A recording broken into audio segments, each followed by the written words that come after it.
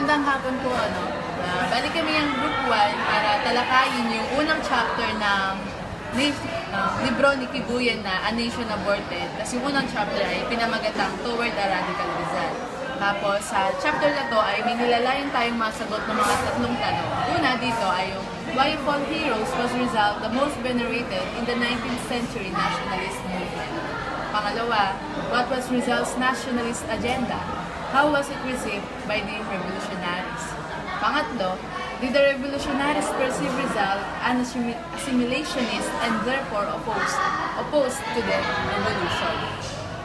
So, simulan natin sa lahat ng mga historian, si Renato Constantino at Teodoro Agoncillo ang nanguna doon sa pag-influensya ng pagsisimula ng pagsusulat ng kasaysayan ng Pilipinas. Their perspectives have shaped post-colonial Filipinos' understanding of how the nationalist movement developed and the roles played by the certain individuals and organizations. Si Agoncillo, sinimulan niya yung nationalist view sa kanyang libro na History of the Filipino People, The Revolt of the Masses. Nung sinimulan niya yung pagsusulat ng Philippine history mula doon sa perspektiba noong mga Pilipino at hindi nung mga kolonyalista.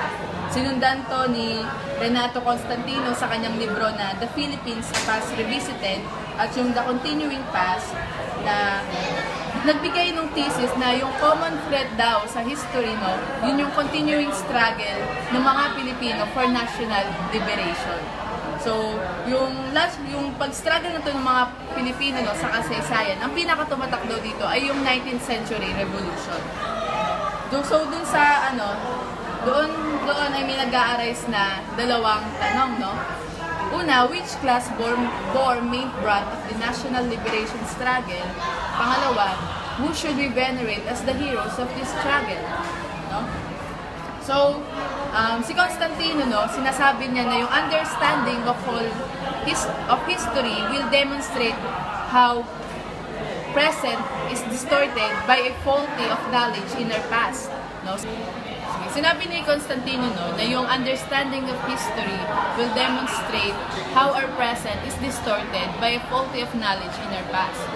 Sinabi niya na yung pag-unawa daw natin sa kasaysayan ay makikita natin sa kung paano yung kasalukuyan ay nagulo ng maling mga kaalaman sa ating kasaysayan.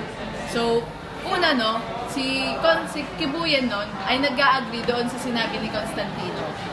Sinabi niya, though it has become axiomatic that Filipino historians write the history of the Philippines from a nationalist perspective, the naging theoretical issue is who defines the nationalist perspective. So, ang tanong ni Kibuyan ay, sino yung nagdidikta o nagbibigay kahulugan doon sa nationalist perspective? So, doon sa prelude ni Agoncillo, prelude to 1896, sinasabi niya dito, na yung reform movement ay hindi nag-led doon sa 1896 revolution. Bakit? Ito yung mga basihan niya. Una, yung mga reformista daw ay hindi para sa independence. Rather, gusto nila na maging probinsya ng Espanya yung Pilipinas. Pangalawa, yung mga reformista ay hindi anti-Spaniard or anti-Spain. Bagkus sila ay anti-friar lamang. Pangatlo, yung mga reformista ay hindi naniniwala sa armed revolution o doon sa armadong revolution ng mga mamamayan. Dapat noong sumiklab yung revolution, ito ay nag-denounce by the wealthy and intellectuals. So, doon sa sa sinabi niya ni Agoncillo doon sa Prelude 1896, makikita natin yung dichotomy ni Agoncillo sa regarding sa kasaysayan. Pag sinabi na, gusto ko lang bigyang pansin dito na mabibigyang tuon sa report namin yung dichotomy o yung separation or distinction na nagbubunga ng division. So, para dito sa una kay Agoncillo tayo, sa dichotomy ni Agoncillo. Ang unang niyang dichotomy ay between sa reform at revolution. Yung pangalawa niyang dichotomy ay between the two classes middle class, called Ilustrado, and the true revolutionaries as the masses. No? So, ang masasabi naman ni Constantino, no, sa dichotomy ni Agoncillo, no, ayan. Una, he accepts characterization of masses as having had a revolutionary consciousness born out of praxis. While yung mga middle class daw ay concerned lamang sa pagpopromote ng kanilang mga economic interests. No? Pero, no, may pero dito si Constantino dun sa dichotomy ni Agoncillo. Constantino credited educated and articulate Ilustrados for providing the inarticulate masses who before had an inchoate or chaotic revolutionary consciousness with a coherent political theory, the ideology of European liberalism. No? Kinikilala, no, ni Constantino yung mga educated and articulate daw ng mga Ilustrado sa pagbibigay, no, sa pagtuturo sa mga inarticulate masses, no, ng isang maayos na political theory. At ito yung ideology of European liberalism. Kaya ang singular contribution ni Bonifacio sa revolution is synthesizing the liberal ideology with the inchoate revolutionary consciousness of the inarticulate masses. So, doon sa pamamagitan, no, ng talino at mga tinatawag niyang organizational gifts ni Bonifacio, the Katipunan became the politically sophisticated vanguard of the revolutionary movement. Pero, however, no, si Constantino ay bumabalik doon sa dichotomy ni Agoncillo na dahil doon sa yung Katipunan ay nagulo or binitray ng mga reformista, no, at ng mga collaboration ng mga Ilustrado, ng pakikipag-collaborate ng mga Ilustrado sa politika sa Espanya. No? The revolution failed because it was betrayed, no, by the assimilationist and self-serving middle classes. Yun yung sinabi ni Constantino. So, para kay Constantino, no, yung pinaka-prime example sa mga counter-revolutionary class na to ay ang ating national hero na si Dr. Jose Rizal, na sinasabi niya, no, who repudiated the revolution and placed himself against Bonifacio and those Filipinos who were fighting for the country's liberty. So, dahil doon sa anti-revolutionary stance ni Rizal, no, argue ni Constantino, no, the general regard for a revolution is not as high as it otherwise would be. On the other hand, our understanding of Rizal and his role in our national development remains superficial. So, bine-blame, no, ni Constantino sa sa misplaced na veneration ng mga Pilipino kay Rizal as bilang pinakasusi, no, doon sa pinakasusing dahilan, no, doon sa lack of understanding ng mga Pilipino doon sa kasaysayan at disregard doon sa Philippine Revolution. So, sa sinasabi ni ni Kibuye, no, yung Agoncillo-Constantino perspective raises two critical issues. No? Una, apropos of Agoncillo daw, what are the historical facts? No? Pangalawa, how did the people of 19th century perceive the events? So, these issues led us to crucial questions that Agoncillo and Constantino have ignored, sabi ni Kibuye. Una dito, no, sabihin ko na lang, no, una, why of all heroes was Rizal the most venerated in the 19th century nationalist movement? Pangalawa, what was it in Rizal's life and works that struck chord in the popular imagination? Pangatlo, what was Rizal's nationalist agenda? How was it received by the revolutionaries? Pang-apat, did the people of the 19th century perceive the Liga and the Katipunan as ideologically and strategically opposed political organizations? Panglima, did the revolutionaries perceive Rizal as an assimilationist and therefore opposed to the revolution? Pang-anim, did they, for that matter, perceive reform and revolution as opposed political agendas, meaning the way the left in contemporary times take them to be? So, yung sa lahat ng tanong na, anim na tanong ngayon, gusto lang malaman, no, ang sasagot doon ay kung paano ba tinignan ng mga mamamayan noong 19th century yung mga nangyari doon sa revolusyon, no? Kung paano nila tinignan yung reformista at revolutionaryo bilang magkaiba bang mga political theory. Tinignan ba nila na oppose si Rizal doon sa revolusyon? Tinignan ba nila na yung mga reformista ay ayaw doon sa independence talaga? So yun lang yung gustong malaman ni Kibuyan. So ano yung perspektiba nung mga mamamayan noon sa nung sila yung nandoon mismo doon sa 19th century, doon sa 1896 revolution. Within doon sa dalawang classes na pinagko-conflict ng mga historians sa kanilang mga dichotomy. At dito naman niya ipapasok si Gramsci. Gramsci ay isang neo-Marxist, at kung gagamitin natin yung kanyang insight sa politika, ay sinasabi niya na both within the bourgeoisie and the masses, there are ideological struggles to be fought or ideological elements to be articulated. So, furthermore, in the arena of politics, the struggle is not simply between these two classes, but between power blocks, which consist of full networks of class alliances. So, yung sinasabi lang ni Gramsci, na both within dun sa opposing classes na yun, na the bourgeoisie and the masses, sa bawat isa dito, laging meron ding ideological struggle within the bourgeoisie and within the masses. So, from Gramscian perspective na yun, sinasabi niya, the internal conflicts, sinasabi ni Kibuyan na the internal conflicts that occurred behind the scenes, so to speak, during the nationalist movement can be analyzed as ideological conflicts instead of simply as power struggles or conflicts of personalities. So, sinabi na ni Kibuyan na yung nangyaring mga conflict doon sa revolution ay hindi lang siya contradiction nung dalawang classes, o ng dalawang nagkaagawang persona doon sa sa pagtatagumpay ng paglaya natin mula sa Espanya. Bagkus ay merong ideological conflicts doon sa nationalist movement mismo ng mga propagandista, ng mga ilustrado, at ng mga revolusyonaryo, at ng mga katipunero. So, in the end, we can conclude that the Rizal del Pilar conflict within the Filipino circle in Spain has always been read as personality conflict between the prim and proper Rizal and the ambitious and politically shrewd Pilar, both ilustrados, that between Rizal and Bonifacio.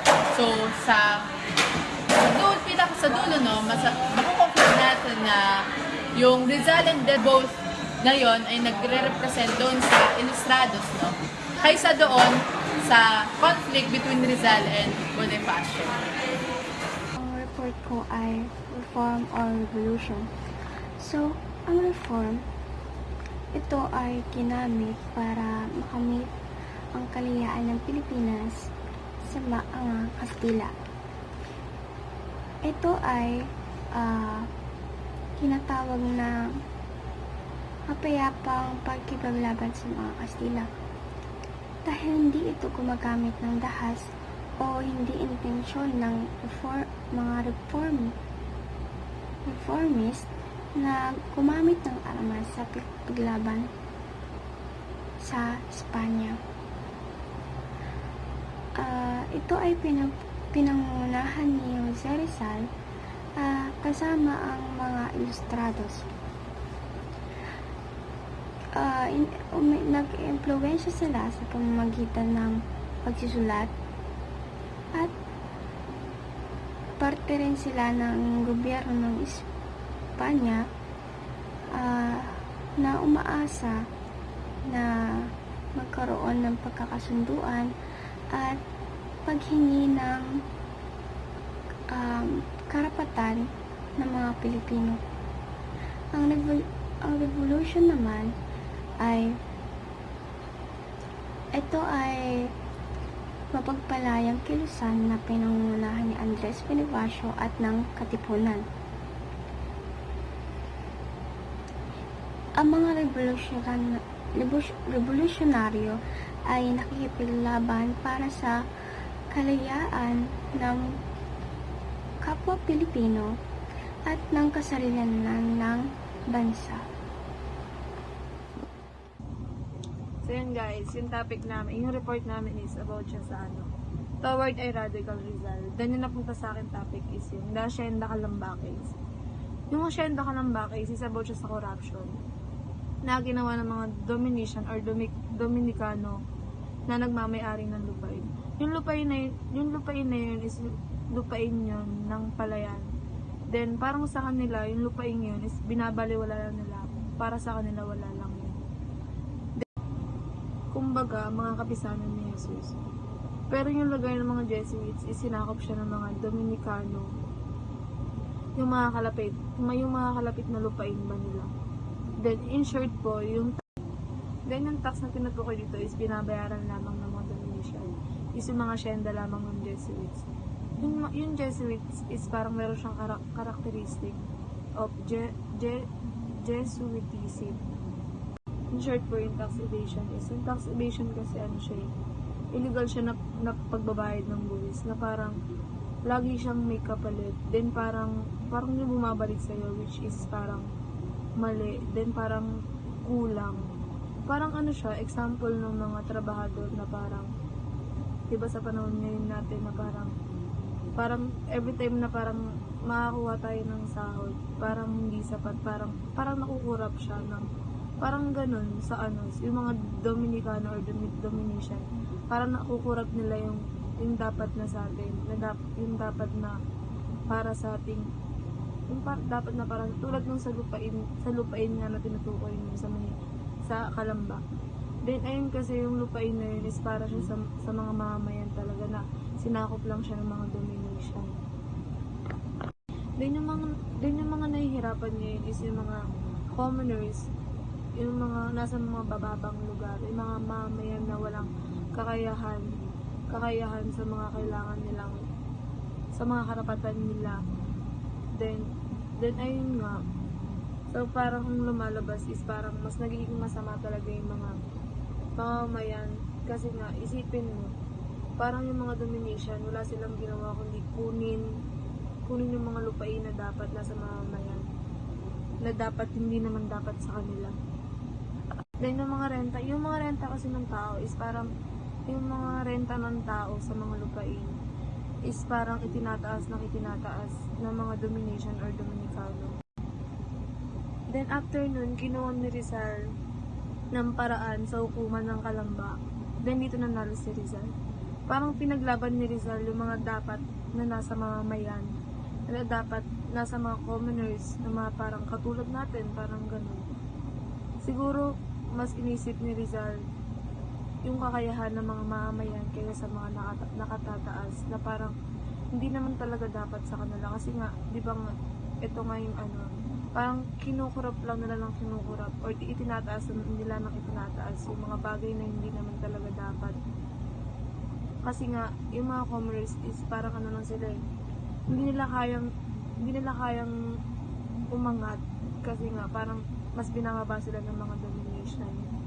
Ang kaso lang dito is parang mas lalong kumukurakot yung mga Dominican.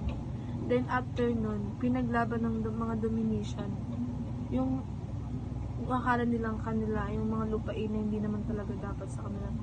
Then nung time na yon, nakuha pa din nila yung lupain na yun. So, good evening everyone. My report will focus on the last question of our report.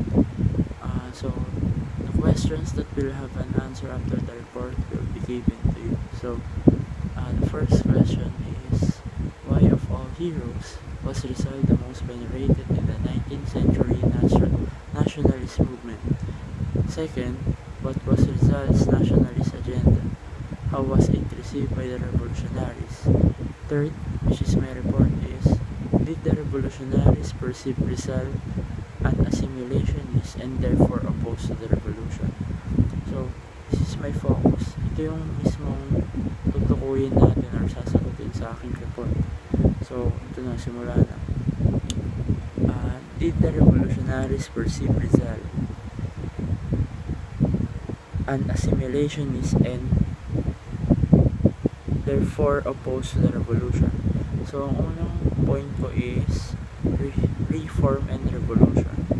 Rizal as a reformist and an ilustrado, Rizal totally disagree on the concept of revolution. On terms of raising weapons resistance and totally fight for our freedom. Rizal and the other middle class people don't want to don't want a complete independence of our country, but to only become a province of Spain. Because they believe that if we become a province of Spain, we will be normally treated by the friars and the people in the government. Because technically, we are the citizen of Spain if that happened. We have the same right as them. Also, Rizal doesn't want an active fight. He wants to be passive. He did not believe at the revolution as stated in a novel in El Filibusterismo. Punto ko lang is kinumpara ko yung paniniwala niya na ayaw niya sa revolusyon doon sa isang part sa kanyang nobelang El Filibusterismo. The book or this chapter is solely focused on Rizal and Del Pilar's struggle.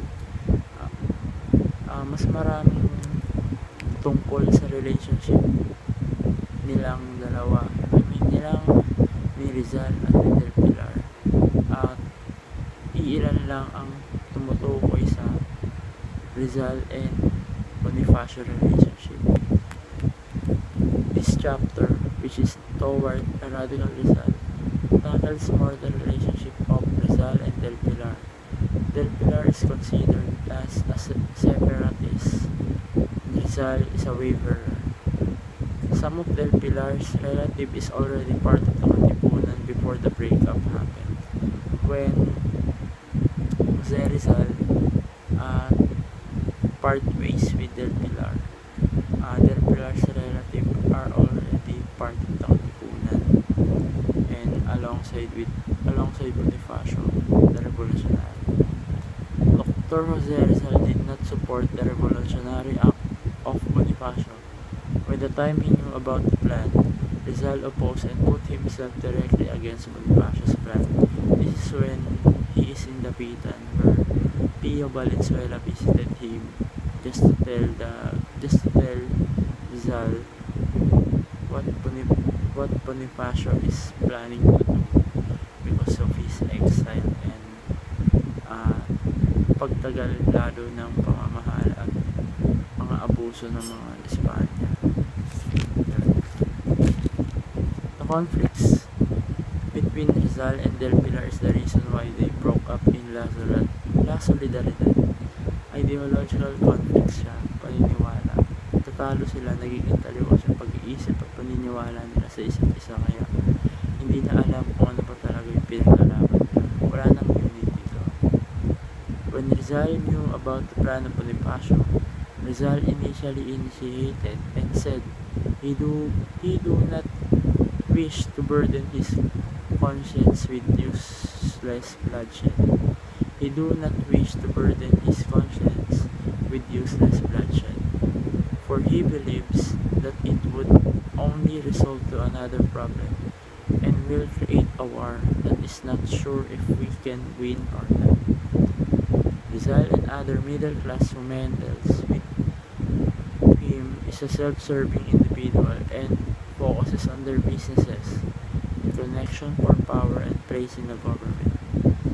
Reform delayed the coming of the revolution because many people believe and cling on the peaceful fight against Spain, and Filipinos up until now are still disregarding the effect of mass revolution to our country or even to a country. So, totally wala naman talagang ibinigay directly na sagot doon sa book tungkol sa pananaw ng mga revolusyonaryo ng panahon na yun sa ginawa ni Rizal.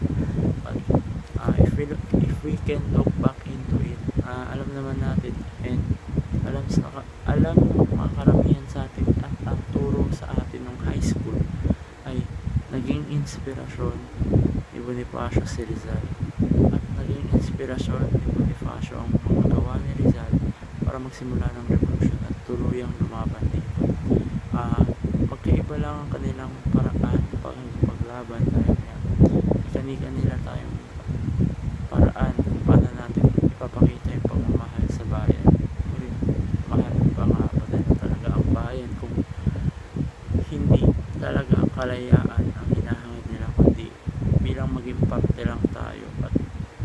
iwas sa paghihirap o abuso ng isang bansa. So, ayun, siguro ay naging inspirasyon ng mga revolusyonaryo si Rizal dahil sa kanyang naranasan. Ngunit hindi pa rin maitatanggi ang pagtaliwas sa paniniwala ni Rizal na ayaw niya ng revolusyon dahil iba ang mangyayari at magiging malala lalo ang sitwasyon Pilipinas laban sa mga Espanyol. Kaya hindi natin masasabi na naging smooth ang takbo ng paniniwala nila between Rizal and Bonifacio, at ano rin ang naramdaman ni Bonifacio nung nag-oppose si Rizal tungkol sa plano niya nung sinabi ni Valenzuela ito sa kanya. He did not maybe not he did not oppose the revolution, but meron pa rin sa parte na ayun niya, makikita rin naman talaga natin sa mga textbooks and mga readings ang ginawa niya. Pero tulad niya ng sinabi natin, mas marami pa rin naniniwala na naging inspirasyon si Rizal ng mga revolusyonaryo para magpatuloy sa pakikipaglaban. Kaya siguro kailangan muna nating manatili sa ganung pag-iisip at patuloy na questionin yung mga bagay hanggang sa malaman natin kung ano ba ang totoo, kung ano pa ba ang dapat na pag-aaral na kailangan natin gawin upang masabi mali ang ating natutunan at mali ang ating paniniwala. Kaya ngayon, manatili lang tayo sa ganung pag-iisip, patuloy tayong mag-aral at questionin ang ating mga sarili at ang ating mga paniniwala hanggang mag-arrive tayo sa truth na ating hinahanap. So, yun ang report namin sa chapter 1 na Toward a Radical Design.